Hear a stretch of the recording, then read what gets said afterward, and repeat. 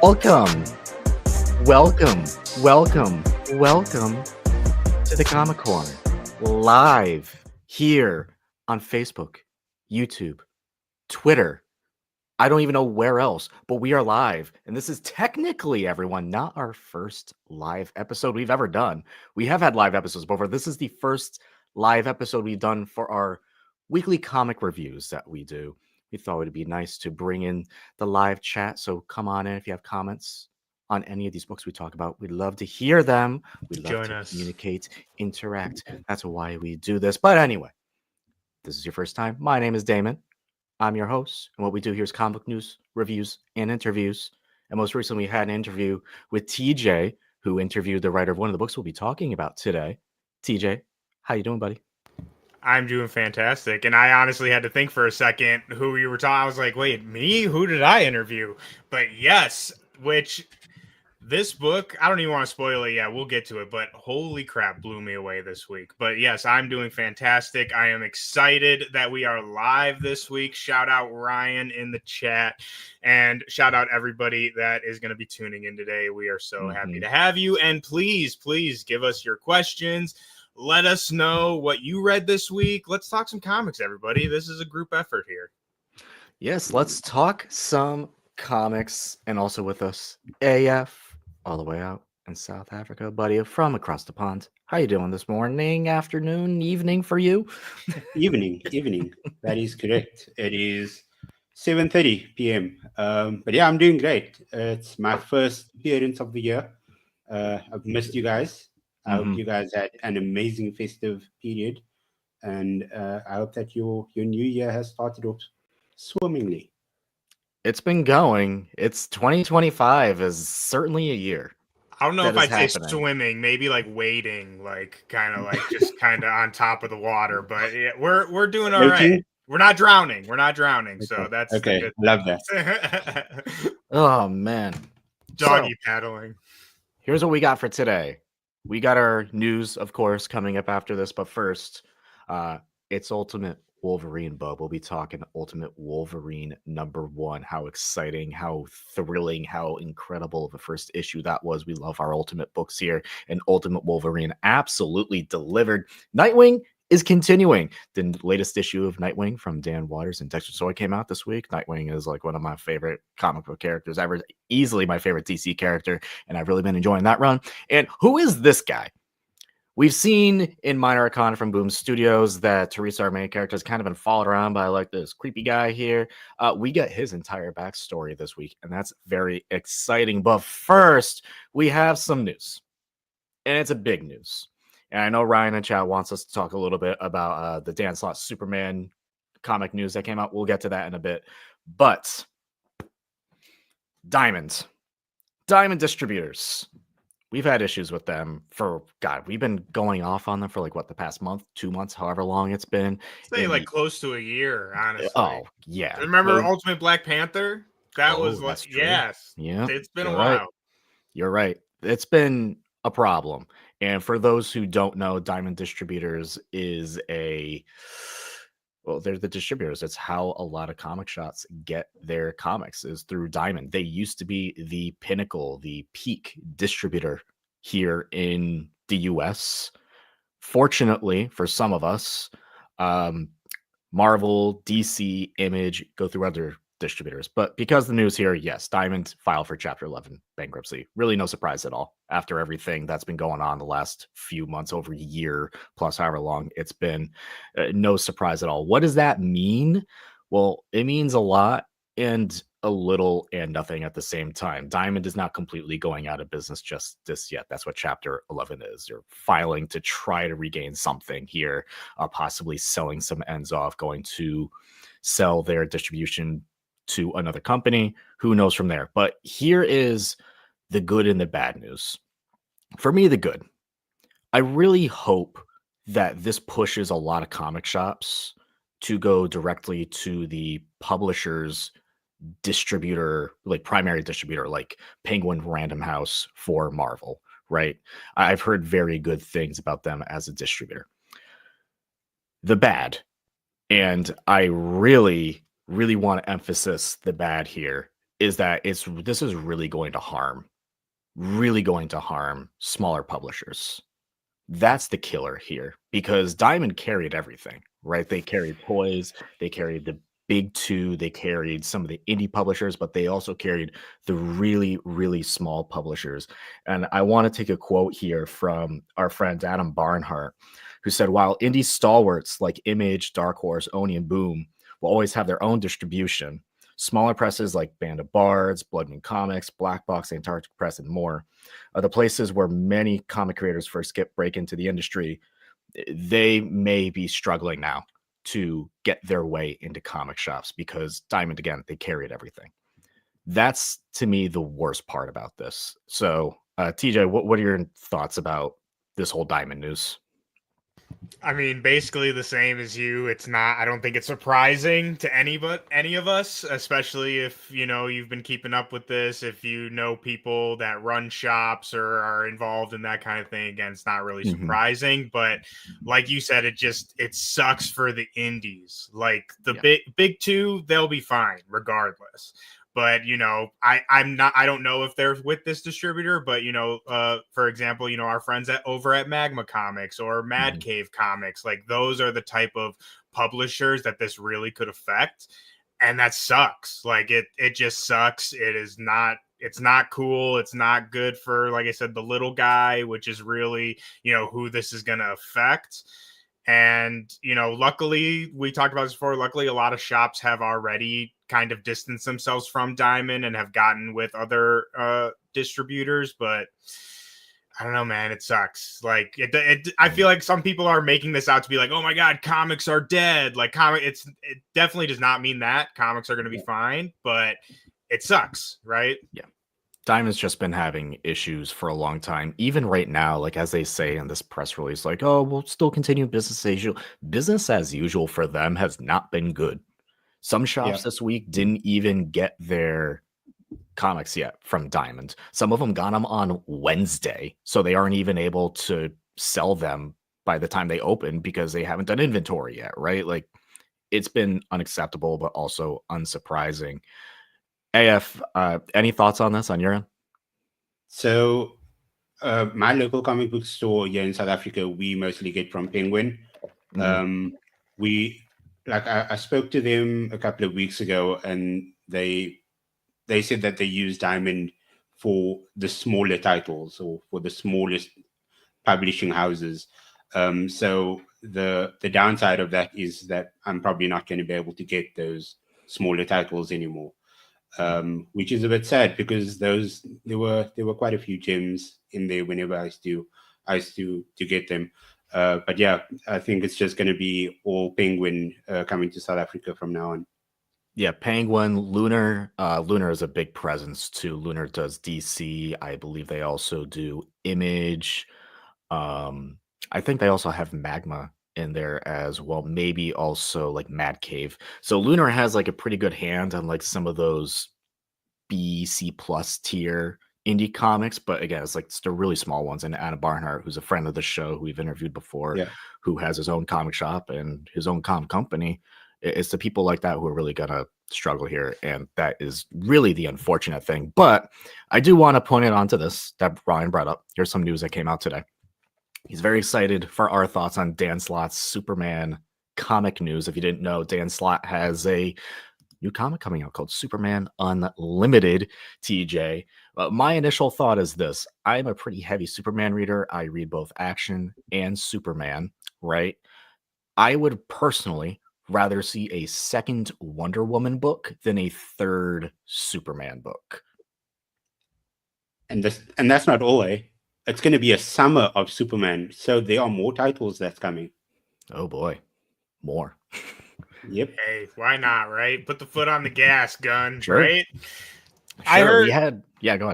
I was just saying, I don't know much about the Dan Slott Superman. Sounds exciting, but I heard, I don't know if this is on anybody's news, but did I hear correctly that Phil Kennedy Johnson is coming back for a Superman story? Or am I crazy? Yes. No, I did see that. Because now that is something I'm interested in. Absolutely. That's on my list for sure. Sorry, Slot. I love you, man, but PKJ, that's my man. I'm excited for. No, absolutely. I'm excited for more people to get some more Superman. It makes sense. We have a summer Superman. We have a big Superman movie coming out. Yep. Action has been pretty fun, and Superman comic from Joshua Williamson has been great. So I absolutely urge you to check those out. So many Superman titles out right now. It's a picky of the plethora when it comes to Superman. So I'm excited to see what Dan Slott brings. It's going to be interesting, though, to see in terms of continuity, because we've been mentioning that word a lot with the DC Comics over the last year and a half, starting with the dawn of DC, just having everything under one umbrella. And if things are going to stop being like that connective tissue, then I don't know. I think a lot of people enjoyed that. A lot of people like the fact that things are happening simultaneously in the comics going on. Yeah, So, sure. And I mean, so far in the Justice League Unlimited, so it seems like we're going really unlimited route. Funny enough, Yeah. Marvel Unlimited, but we're going like DC Unlimited namings, right? Very fun. I've been interested in to see what they do with all that. So the Justice League Unlimited has been fun. They've been able to keep up with the continuity of the other books. So yeah. And yes, we have interviewed Phil Kenny Johnson, Joshua. Oh, we have not interviewed Joshua Williamson, but we have interviewed Phil Kenny Johnson and Dan Slott. So make sure you check those out. All right. I want to talk about our big books of the week, the biggest book of the week.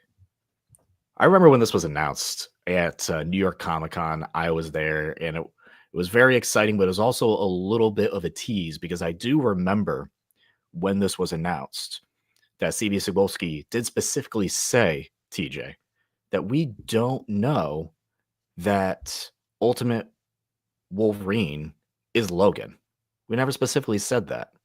This issue came out. This is written by Chris Condon, Alessandro Cappuccio, Brian Valenza on colors, and letter Travis Lanham. I just gotta say this. This issue knocked my socks off. Hyper violent, very cool. You get some great Wolverine moments, but more specifically, I'm very fascinated to see how the series goes forward, because this Wolverine hasn't said a word yet. This entire issue, he doesn't speak. Yeah, he doesn't. That's cool. He doesn't say anything. But spoilers, I will say this, spoilers for everyone. This is Logan. Yeah, Wolverine might not speak in this issue, but I definitely will speak. But yeah, that honestly, that was kind of lame. Not lame because it's like, obviously it's going to be Logan, but it's like, why even bring that idea up into my head? Because we talked about this a long time ago, but I really thought it would be a cool idea if this were Bucky, like still Winter Soldier, but he's like Wolverine. I thought that would be really sick. But I mean, you can't be mad. Obviously it's Logan, right? So it's like, I'm not mad about it, but it's like, why even bring it up, right? Yeah. But oh man, I mean, we're 13 minutes into the episode already, and I'm gonna use it. I don't care. This was like the coolest fucking thing I've ever seen. Like this book was so dope. And Damon, like you said, he doesn't say a word in this issue. And that was my favorite part about it. I don't know about anyone else out there. I'm sure you ask 10 different people, you'll get 10 different opinions. But what I was looking for in this book, especially starting off, is just some badass Winter Soul, like assassin. Like, I don't want him to be a good guy yet. I don't need to really see the hero transition yet. I want to live in this world where he is just a mindless assassin for at least a couple issues. And I don't want him to say a word again for at least a couple issues. I think, especially since we've kind of established in this, like, he doesn't say anything. I think whatever he says first, it has to have some weight to it. So I want us, let's stay the course. I don't want to rush this, right? I loved it. I love the vein we're in. I love the way it kicked off. Let's live here for a little bit. Obviously, it's going to expand. Things are going to get revealed. He's going to get his memories back. But let's live here for just a little bit, because it was a hoot and a holler, both a hoot and a holler. It was so good, so good. No, Okay, this book. Yeah, go ahead. So I'm going to read this in probably about an hour or so. Just in terms of non-spoilery stuff, how does the dialogue work if is it just showing his thoughts? No, Because he's you just get nothing? everyone else talking around him. Yeah, it's like a Okay. third person kind of like this is Silent the assassin? Winter Soldier. Okay. Yeah, it's so. I also I can say dig I do that. want to bring this up because someone commented this on one of my tweets about it, asking if it's like easily accessible, like if you haven't been keeping up with the Ultimate stuff. And in my opinion, I would say absolutely. I mean, there's definitely things that you would have a better knowledge about if you are keeping up with the Ultimates. But in my opinion, I think the book does a really good job in its first couple pages, kind of establishing like, okay, the Rasputins kind of, control Russia. This is where we are. The Maker did this, and here is Winter Soldier. And it's like, again, if you want more knowledge, you can go get it. But I think that you can, if you've never read the Ultimates, you could hop on in this fresh and be completely fine. No, I agree with that. I just think this take on Wolverine is fascinating. Ryan brings up in the chat. I think it's kind of funny. So when are they going to add this in the Marvel Rivals? Hopefully soon. Hopefully soon, It's because already up, probably. no, it's not yet, but hopefully soon. David's, I checked. Oh, I know. But because this is such a cool idea, and it's the perfect character to do the whole what if Winter Soldier for, because this is the peak, the pinnacle of that character. This is a Winter Soldier, an assassin who can't die. However, there is more of like that wild animal-ness to him. You get that aspect of Wolverine in here. So he's a little bit unpredictable, has to be chained up a little bit more. But yeah, you definitely see you definitely see some Nightcrawler and some Mystique in this, and wild stuff. You're the Collector wants to know, we answered this before, is he Logan or Bucky? This is Logan. This is a ultimate version of Logan who at least at some point knew the X-Men, or at least characters within the X-Men if the X-Men weren't fully established at this point.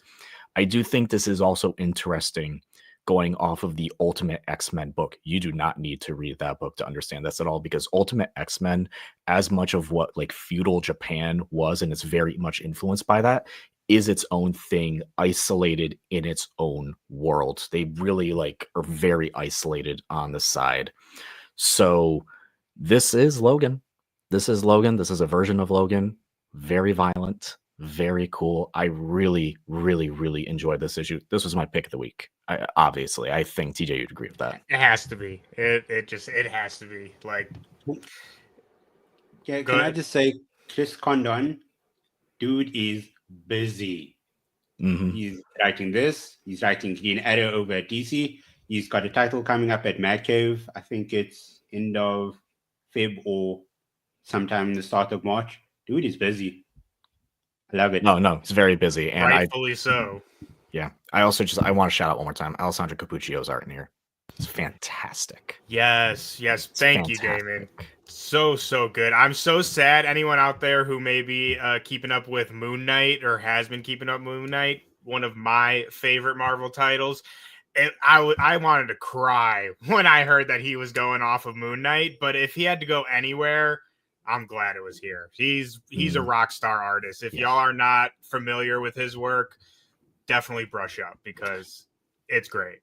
There is also one final page I do recommend to read it. It's a lot of words, but it is beautifully tragic, and it adds significant amount of lore. Yes, it's like a whole page worth of story, but it adds lore to what you just read, and it makes what you just read just hurt 3 times as much. So absolutely go check out Ultimate Wolverine. Go to your local comic shop. Go pick it up. This issue is very cool. I've been loving everything Ultimate related, and this is just another hit from Marvel. What can I say? One last thing really quickly. I am interested to see as we go forward So since Logan is the Winter Soldier in the regular, Earth 616, the Winter Soldier program was basically a byproduct, or at least heavily influenced by the Weapon X program. So I'm curious, in this universe, how does that all work? Like, is Winter Soldier now Weapon X? Is there a different Weapon X program that this Winter Soldier is based? You get what I'm saying? We did get a little tease of a telepath that is within the Rasputin's prison, and they don't say who that is. So I just want to bring up that point. I thought that was pretty interesting to see how they're going to play that. No, for sure. All right, here's one of your books. Yes, baby. Speaking of writers we've interviewed. Yeah, and I'm honestly kind of regretting that I used our F-bomb now, because this is another F-bomb of a book. My gosh, Murewa Iwudeli is killing it. This book is amazing. I didn't really know what to expect when we started this book, but it is just, this is the Storm book. Like, undoubtedly. Like, Storm has had some great stories throughout the years, but this will be the definitive Storm run for long after this. It is so good. Murewa understands Storm as a character so well. In our conversation, we talked a lot about, African mythology, how Aurora history kind of fits into all that. And this is like a big spoiler kind of book, so I don't want to give too much away. But one thing I will give away, just because it is so cool, Storm basically becomes the Herald of Eternity, and she is now the Eternal Storm. And that's kind of what I mean by like, this is going to be the definitive Storm run, because they are just taking Aurora and catapulting her into like her full potential. Like, we hear all the time of like, oh, she's one of the most powerful mutant, and how much, how extensive her power is. This is really diving into that and showing like, yes, she is not only the most powerful mutant, but probably one of the most powerful people in the entire universe. So she did terraform a whole planet. Yes, it's if you like Storm, if you are interested in her, I actually was just reading a really great thread about how Storm has really, like, while she gets her due, she's very often used to like prop up other characters. So if you are interested in seeing Storm in her full glory, everything Aurora can and should be, Storm, you got to pick it up. You have to pick it up. And Lucas Wernick's art, it'll make you cry. I'm not a crier. Like, when I watch TV and stuff, I'm not typically one to like, cry. But this was like, okay, I feel a lump in my throat, like it's great. It's great. We could go on a whole hour about this, so I'll stop myself. But yes, pick up Storm, everybody. What's higher than Omega? What's higher than an Omega level mutant? We're about to find out, my man. We're about to find out. A Storm. I can't even comprehend that. Storm level. That's what they should call it. Storm. What? Past Omega is Storm level. Very cool. Very cool. So Go good. check out Storm. Storm also, I mean, we've been talking a lot of Marvel Rivals. Storm also got a very nice buff this season. So actually very useful character, as she should be. I thought you were going to say something completely different. I was like, whoa. Nope. That's maybe a little bit too far, Dame. AF, this came out a few weeks ago. And I know we talk a lot about the MCUification of Marvel Comics. This seems like this is it. So, TJ, I think this is going to be right up your alley. Oh, I love. Damon says MCUification of the comics. I love that. We could get in on a tangent about that, but I'm not opposed to those kind of things. So hit me, AF. I'm excited. So if anybody loves the MCU, if anybody loves Marvel Studios and all of its movies and all of its TV shows, and they want to get into comics, this right here is the exact way to do it. I've been reading the Spider-Gwen comics. This ties into that, and that's why it intrigued me. So this is actually a bit of a filler story into how Gwen Stacy came to the main timeline at the starting of the Spider-Gwen series. And essentially, what is a multiverse? Multiverse comprises of multiple different universes.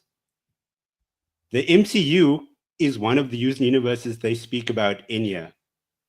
They speak about Loki season 2. The writer, Catherine Blair, was a writer on Loki season 2. I'm in. I'm sold. The first couple of pages is just recapping all the events of Loki season 2 and what happened to Loki. Loki sacrificed himself. Damon, Why put is that all of face these things away. still happening? And then they assemble this team over here: Gambit, Captain Carter. We have Obi. We have B-15. B-15's first appearance. Miss Minutes is there, her first appearance. And then at the bottom, you see that is called Sir Seconds. I was just about to say, is that a Mr. Minutes? And we have Doc Clock on the right. The Doc Clock is the TVA doctor. And Sir Seconds seems like a guy who's just going to talk a lot of trash the entire time. I have one question. Put the face away, David. No, I have one question. I don't want to hear it. Yes, you do. Hear your question. Did they refer to the MCU universe as a certain universe number? Earth 199999999? No, they did not. They did not. Cowards. Cowards. They just spoke about everything that happened in Loki season 2. Amon Villani is screaming into a void somewhere right now. I don't know, man. I love it. I don't know. To me, like the kind of like, oh, like they're making the MCU, like that's kind of an elitist, like comic elitist standpoint. It's like, you know, who cares? First of all, who cares? And second of all, I will say, I think it might have been on this channel. It might have been on Sons of Mjolnir, but I've talked to a couple creators that are, you know, what people would call MCU style Marvel books, you would say. And I've straight up asked them, you know, is this something like, you know, Feige comes in, you know, or, you know, CB is like, hey, we need you to do this, blah, blah, blah. And the way they describe it to me, and I personally am behind this, and is basically the simple matter of, you know, comics are for everybody. Yes, they're for us hardcore nerds who know everything about, you know, Spider-Gwen and everything, but they're also for people who might not be as in tune to the universe as we are. So to have something that people say, you go see Guardians of the Galaxy, right? You go to the comic shop and you see something you recognize, say, oh, I saw this in the movie. Like I recognize this. That gets people to buy the book. But in no way, shape, or form does that ever translate to the story. So like now, again, from the people I have talked to, never once have they been like, oh, I'll put out Thunderbolts for the example. You don't, you know, you have to have Bucky and Red Guardian do this because it's in the movie. It's more so of, we have this movie coming out.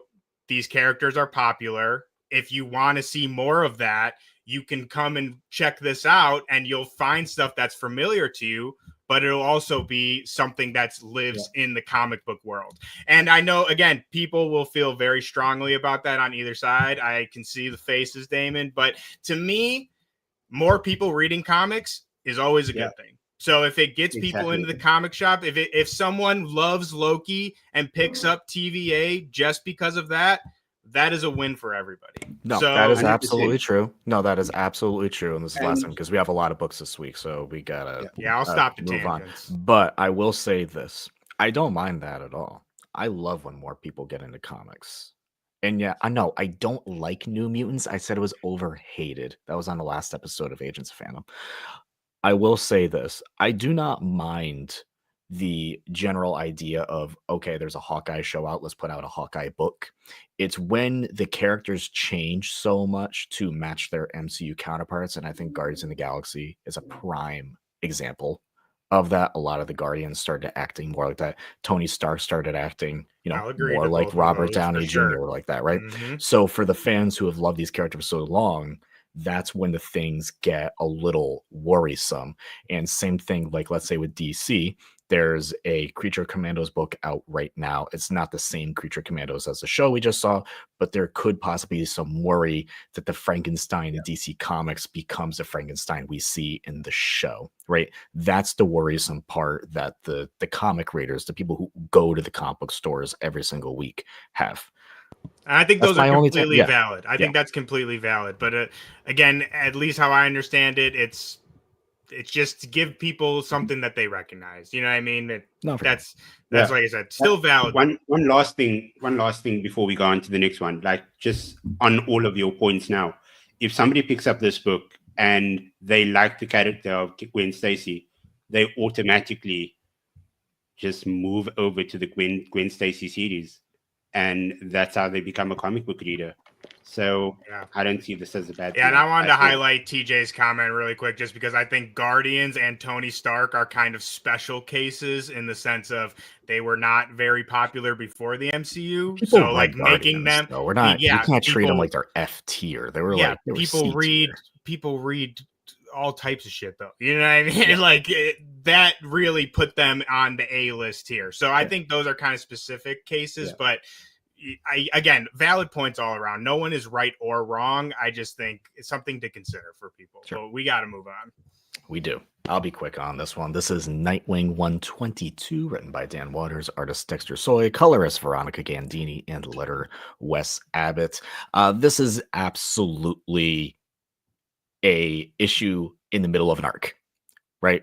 We've reached that point where I feel like not too much happened in this particular issue other than just a conversation that Nightwing has with this police force lady and his sister, who's also the mayor of Bloodhaven, him trying to say, hey, this is the person to blame. And his sister, who's the mayor, is like, well, where's the proof? And he's like, I can't give you the proof because that has some secret information in there I can't get out. And it's like, well, it's that type of issue. It's a big talky issue. But the cool thing here for longtime Nightwing fans is that there is a neat flashback all the way back to the days of Dick Grayson and Robin with him and Batman and how they are investigating the entire thing going on with the circus. I am not as high on this issue as a lot of people are, because a lot of folks are like, oh, yeah, I love it when things tie back to the circus for Dick Grayson. And I'm just like, I'd rather not. We've seen that before. We've seen that a lot of times before. I've seen that in New 52. I've seen that in main continuity. Yes, and I've seen it everywhere. However, the story itself is very good, and it does absolutely feel like a continuation of Tom Taylor's run in almost the fallout of the decisions he made that he thought were good decisions, but it turns out it didn't help as many people as he thought it should and would have. That's why I really like this. It does feel, I keep saying it every single month, it's a little Tim Seeley in terms of like the quips, the nature of it all, but I really like that run. So if you like that run, and I feel like if you did not like the Tom Taylor run, this is a great little urge to get back into a more classic Nightwing. So there you go. Nightwing 122. Go check it out. I really enjoy this new run from Dan Waters. But if anything happens to Haley Dog, Mr. Waters, we will have a discussion. TJ, you're a New Gods guy. Yeah, I learned that last month. I learned that. Guy. Yes. Talk about it. Love it. Absolutely love it. We talked last week. So New Gods in itself is kind of a like big brain kind of concept. Even the original Fourth World stuff, it's out there for sure. And if you don't have a base in like Fourth World and what the hell's going on with all this, then it could definitely be a little confusing and or intimidating starting. But like we talked about with the first issue, just roll with it, baby. Just roll with it. The book gives you, it's one of those things like the book gives you the information you need, but it's like, I want to know more. You know what I mean? There's just so much kind of going on. At least for me, it's just naturally you want to know more. But yeah, just enjoy the ride, baby. And it's this second issue, great follow-up to issue 1. A little bit of spoilers. Issue 1, Orion is tasked with killing a baby, basically. But this baby is a new god, like crazy powerful. And our good old friend Scott Free, aka Mr. Miracle, has to rescue this. Orion's basically like, yo, I'm gonna kill this kid, so you have to save it, so I don't do that. And like Mr. Miracle's like, seriously, like really, man? Like, so this issue basically is him setting off on that journey. Like he leaves a little note for Barda and his and their baby, like, oh, I have to go do this.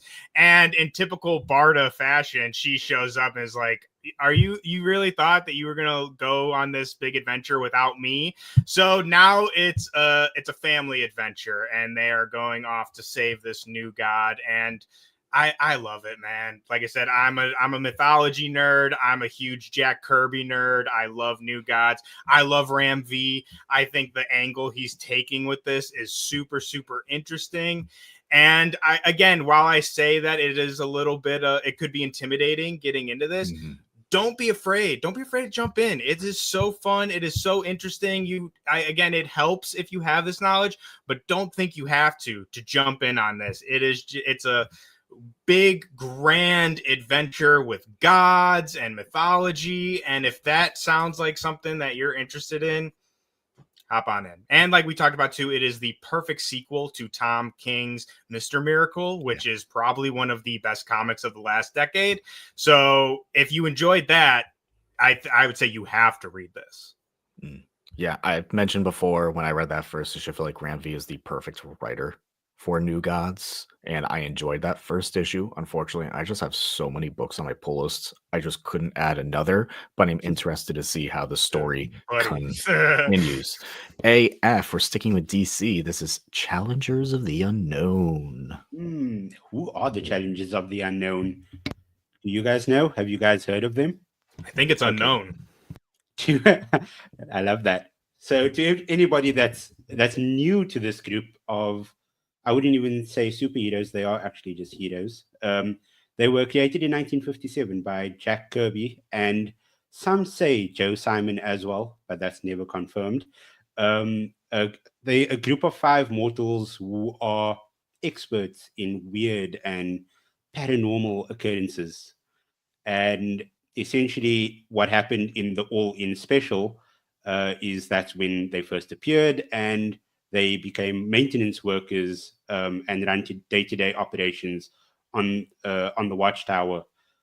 So the team consists of Ace Morgan. He used to be an amazing pilot, was Hal Jordan's friend, and Hal Jordan always said that he was the one that should have gotten the ring. It shouldn't have been Hal Jordan because he's such a good person. And then there's this guy called Red Ryan. He's an engineer and he's an adrenaline junkie. He's a daredevil. He's an acrobat. He just loves doing all the wild, crazy stuff. Then they have Rocky Davis. He's the brawn of the team, the muscle. And then Prof. Haley is the scientist and the genius. And June Robbins, the only female in the group. She's a computer genius, a roboticist, and an archaeologist. So she is pretty cool. But yeah, essentially what's happening is after the All-In special, Darkseid seemingly died, seemingly vanished, and that caused anomalies all throughout the universe. So they call in the Challengers of the Unknown to try and assist and try to understand what's happening with all of these anomalies that's going on. And it seems like every issue, one Justice League member will be joining them to go to the different anomalies. So in this issue, it was Superman. And even though they don't have powers or anything like that, Superman just tries to like blend in with them, trying to not use any of his powers as well.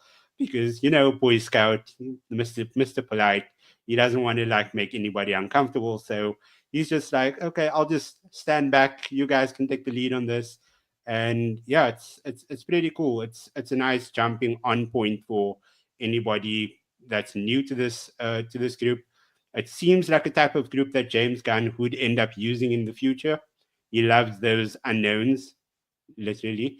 And if anybody's interested in this, it ties in nicely with a couple of other comics happening in All-In. So yeah, a great jumping on point. And yeah, Sean Isaacs, we interviewed him as well on Comic Corner. And yeah, the script by Chris Cantwell, amazing. Like, I don't think he missed at all during this entire issue. Super fun. I love the continuity DC has where you have a giant thing like Darkseid, seemingly dying, or in this case, in reality, kind of forming the absolute universe in another dimension, another reality, however you want to say it, another multiverse, whatever. I love that there's a little bit of continuity being like, hey, so what's going on elsewhere outside of Earth? Because I don't really know how much they've explored outside of that. So that is a lot of fun. Absolutely love that. TJ. Space Ghost. I took it from you this week, man. Yes, another banger of a book, another hoot and a holler. I love Space Ghost. I know I'm not the only one. I've been seeing a lot of people praising this series, and I've said it pretty much every week, every other week, however often this book comes out, because it's always on my picks. It is like the most superhero book out of all the superhero books. Like anybody who is familiar with the Space Ghost cartoon, it follows that style so well, but also like elevates it past that, where every issue feels like its own standalone like Saturday morning cartoon episode. You have, you know, 2 to 3 issue arcs at max. Each issue ends satisfyingly, even if it is a cliffhanger. Again, it feels like an episode of television in comic format in the best way possible. And it also takes Space Ghost and it just plays that line perfectly of, again, Saturday morning cartoon, but also this is a dude who is like has been through some shit. You know what I mean? And like, yeah, he's a little campy sometimes, and like the dialogue can be a little like, you know, again, kind of like old school cartoon style, but dude will kick your ass. Like, he will kick your ass 2 ways till Sunday. So I love this book. It is, again, just so much fun. It's a book that I think anyone could enjoy. We were just talking about kind of the accessibility of comics. This is a comic that is very easily accessible to anyone. If you are familiar with Space Ghost, or if you're not, it's a fun time. That's like I said, it's a hoot and a holler every week. Like this issue, literally at the end, I'm like, yeah, you know, it's like one of those, like, you know, they're, you know, doing their adventure, and then Jan and Jace like do something cool, and you're like, yeah, like the heroes win. Like it's so fun. It's great. I love it. No, I remember reading the first issue, and I feel like this is one of those that I'll be like doing the trade issues with to kind of keep up with it. You know, comics are expensive, and expensive hobby. It'll be great in a trade. It'll be really good in trade. Kind of similar to, again, TV. I'm a binger. I love to binge. So having all the issues together, it would be fantastic binge. A book I have been loving. This is from Boom Studios. This is Minor Arcana #5. This is our last book of the week. This is written and drawn by Jeff Lemire, Steve Wands on letters. We've been following Teresa, who is the daughter of a small town psychic, and she apparently has some sort of connection, some sort of power to the tarot cards that her mom has, and is able to kind of get into the psyche of whoever she's reading the tarot cards of. However, meanwhile, shall I say, there's kind of been like this weird, creepy guy figure kind of like following her around throughout some of the issues, who's just like keeping an eye on her. And that's who this entire issue is about. It's this guy in the back. Who is this guy? His whole bit is he can kind of feel bad omens all the time. He gets these bad feelings, and he's like, what is this about? He sees these infinity loops everywhere. He's like, I'm in a bad feeling. I don't know why. Something's going to happen to me. Something's going to happen to me. We get his whole backstory. A bad thing didn't happen to him. A bad thing happened because of him in the end. That's kind of his whole bit. It's pretty tragic. It's sad. It's self-inflicted also in a way. But now it seems like he's been following her because maybe he's starting to get some bad feelings coming about her. So that's where their two stories are colliding. This has been said before, and I'll say it again for everyone who hasn't heard or read of Minor Arcana. This is Jeff Lemire's love letter, his ode to Vertigo comics of his youth. You get a lot of it if you're into that vibe. The Vertigo comics, which are coming back from DC, very exciting. Vertigo comics are coming back, and that includes, you know, some folks' favorite titles. But I'm really excited to see where this story continues, because this is a very fascinating kind of like setup towards the next arc, maybe a little bit, because the first arc really was like 3-4 issues, and we even had like that little issue where Teresa goes sees like her ex-girlfriend TJ, as we've mentioned before. So this almost feels like a good setup point to start that next story. I've really been digging this. I really like Jeff Lemire's art as well. For some people, it maybe take a little bit of an adjustment because it's not your conventional, house style art. Is Jeff Lemire is specific. If you like Black Hammer as well, or if you just like superheroes and you want his take on superheroes, Black Hammer is phenomenal. And that was his love letter to superhero comics of his youth. So I love that book, which is why I'm still very fascinated to see where this story goes on from here. I really like it. It's cool. It fits the vibe that I'm in right now, honestly.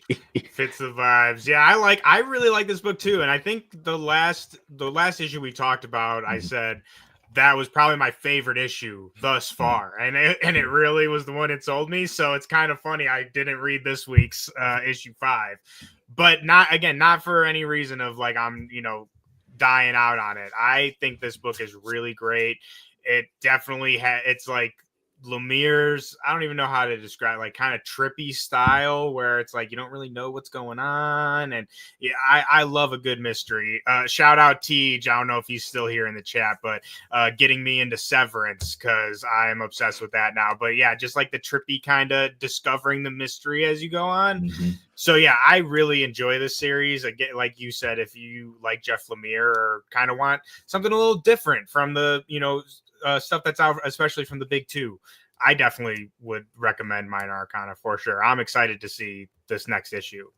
Yeah, what I love about Jeff Lemire's mind process is when somebody kind of does those, this is like my thoughts on the superhero comics. I mean, like with Black Hammer, it's not like, what if Superman was evil? It's completely different, and there's a really cool mystery behind it, and you're getting that same unraveling mystery here. So it's not like a dark, what if this guy was a bad guy type of thing, right? It's not that. It's deeper than that. It's better than that. It's why Jeff Lemire is one of the best writers out there. Go pick this up, everyone. I'm brain farting right now. I feel like I could be wrong on this, but he did Moon Knight, right? Like the trippy, crazy Moon Knight. He did yeah. He did the Moon Knight that kind of became like the standard. Best Moon Knight run by far, and that's kind of what I was getting at. A lot of the show kind of style, Yeah, the show was taken from a lot of his source material. Yeah, very heavily. I actually just did a Moon Knight article and read a shit ton of Moon Knight, so I will confidently say best Moon Knight run Jed MacKay. I was gonna say Jed MacKay's. Dude, never mind. Retract. Chat. They're both very Don't good. clip that. Don't clip that, chat. Guys, and that's why I am so excited and for Jeff Lemire on Absolute Flash. Oh, he's doing Absolute Flash? He's doing Absolute Flash. I cannot wait. I am so I had to mute myself for that one. Let's go, baby. No, very exciting. Jeff Lemire is one of my favorite writers. Shout out Adam Barnhart, who got me on the Jeff Lemire train, by the way. Shout out to him. All right. Next week's polls. Thank goodness. Light week next week. But 2, 3 huge books. Do we know? Good question from TJ. Do we know if Absolute Flash is Wally or Barry? I was gonna ask the same thing. Wally. It is Wally. Wally West. Mm-hmm. I like Barry myself, but and he looks amazing. They released like the first bits of art, and oh my god, who's the artist on that? AF? Do you know? I don't know off the top. If you gotta look it up, don't worry about it. Yeah, I don't know off the top of my head, but we have 2 out of my 3 books next week's. I've been saying the Absolute books, and I've been saying the Ultimate books. I've been like my favorite things of the big 2 on the shelf. Absolute Wonder Woman #4. So excited for that. TJ, I know you've been digging Absolute Wonder Woman. Dude, I just read 3 of the Absolute books. I just read 3 last night, and holy crap, dude! That took me for a whirl. So I'm excited to learn that 4 is coming out this week because I'm fresh in it and I'm loving it.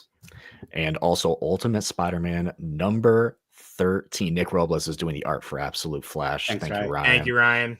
And Ultimate Spider-Man #13. Craven's Ultimate Hunt. Yes. Yes. If you haven't read Ultimate Spider-Man 12, it's such a great single issue. Great way to just finish off that first year of Ultimate Spidey with a huge reveal at the end of that. We are going right into the Ultimate Craven's Last Hunt. Venom. So excited. TJ, what you got? I mean, besides what you already got, so obviously Ultimate Spider-Man, Absolute Wonder Woman, books we both love. A book that I absolutely love, Uncanny X-Men #9. Gail Simone is killing it on this title. I think I'm like 1 or 2 behind, so I'm not sure, but I'm excited to catch up. Another one of our favorites, Scarlet Witch #8. We love Scarlet Witch. Shout out Steve Orlando. We love him too. This episode has made me realize how many people we've interviewed. We've interviewed Steve as well. We're collecting them like Infinity Stones, y'all. And I was gonna say, speaking of Absolute Wonder Woman, we've talked to Kelly Thompson. Got Kelly Thompson, and speaking of Space Ghost, I'm gonna, spoiler alert for everyone out there. I'm gonna be sitting down with David Propose tomorrow, so keep a lookout for that coming on the channel. But another one that I have, so we got 64 people supposedly watching throughout, the interwebs. So I got to ask everyone out there. Is anyone still reading Wonder Woman, like the main all-in Wonder Woman? Because I am like a good couple issues behind, but before the absolute stuff, it was really dulling on me. So I don't know, like I don't know if I should take this off my list. I know I need to catch up first, but please, if anyone else out there is reading Wonder Woman, let me know. Like, is it picking up? Is it cooking now? Or should I hop out now? But yeah, I have Wonder Woman. So that unfortunately had to be one for me that I had to drop because I kind of capped my incredible. Yeah. And we've talked about this. The killer for that book for me personally was the Absolute Power event. Really just like kind of kicked that in the throat. So by the time we got back and we had like, the birth of Trinity, it feels like it literally was months since like that story picked up, and it's unfortunate. So I am curious to see how this whole Sovereign story ends. That's what I'm most interested in. That will, as he keeps saying trade, that'll probably be like a second volume trade. AF, what you got for next week? I have Absolute Wonder Woman 4 as well, Superman #22, Green Arrow #20, Chris Condon continues over there, Justice League Unlimited #3, and TVA #2. Let's go, baby. Fascinated to see how that one continues. I do have a question for you 3 because I wanted to bring it up somehow. For you 2, I guess I'm 3. I was like, is there someone else? Name things for all 3 of us. Yeah. There we go. The audience is the third. In the audience as well. There you go. The person in the audience. The if you've been reading, what have you been reading just on the side that hasn't been any of the books we've been talking about? Maybe like books flashback from the past. So you've been going back on some back issues anywhere? Not really, no. I've just been going full steam ahead on all my DC books. Business as usual for me. What about you, TJ? Nothing? I mean, you just said you've been reading some Moon Knight. I've been reading so much. My ADD does not allow me to read one thing at a time. So I'm currently reading about like 6 books right now, plus like all my comics and stuff. But I mean, who knows when all that will be finished. But I've been reading a lot of Ultimates. I just did two Ultimate articles. So I've been, Ultimate Invasion, brushing up on all the Ultimate titles. Like you said, Moon Knight, Ghost Rider. I just did some really massive deep dives on both of them. But I like what I've been trying to read, at least like kind of daily. I got back into The Dark Forest, which is the sequel to 3 Body Problem. And it's a book that I've been reading for like months now. Like I said, I'm like reading 5-6 books at a time. Lord of the Rings, what's it called? Arsene Lupin. I'm reading that. I'm reading a bunch of shit. But yeah, that's like my main one that I'm really just like loving and digging. And if y'all love sci-fi, go read 3 Body Problem first, and then read the rest of the series, because the show is good, but the book, holy crap, it is amazing. So yeah, I'm just trying to keep up with everything that I can.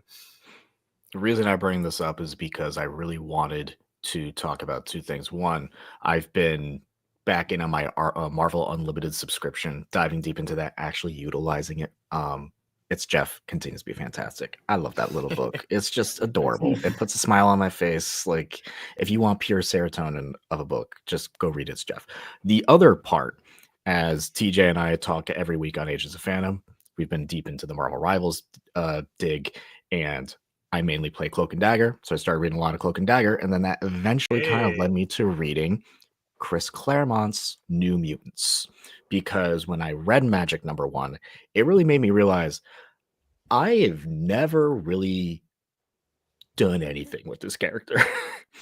And what a better way to start than reading the origin and entire history of one of the most convoluted backstory characters that is Ilyana Rasputin.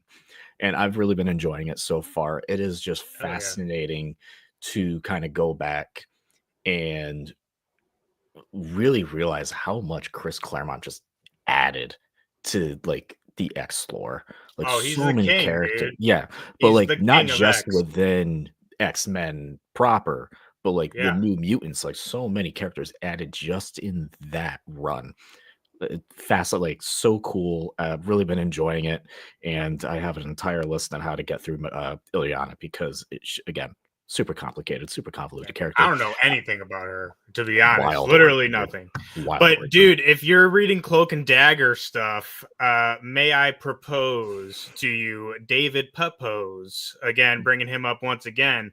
Savage Avengers, dude. If you're in a Cloak and Dagger kick, you got to check out Savage Avengers. Okay. I think 2022 with Conan.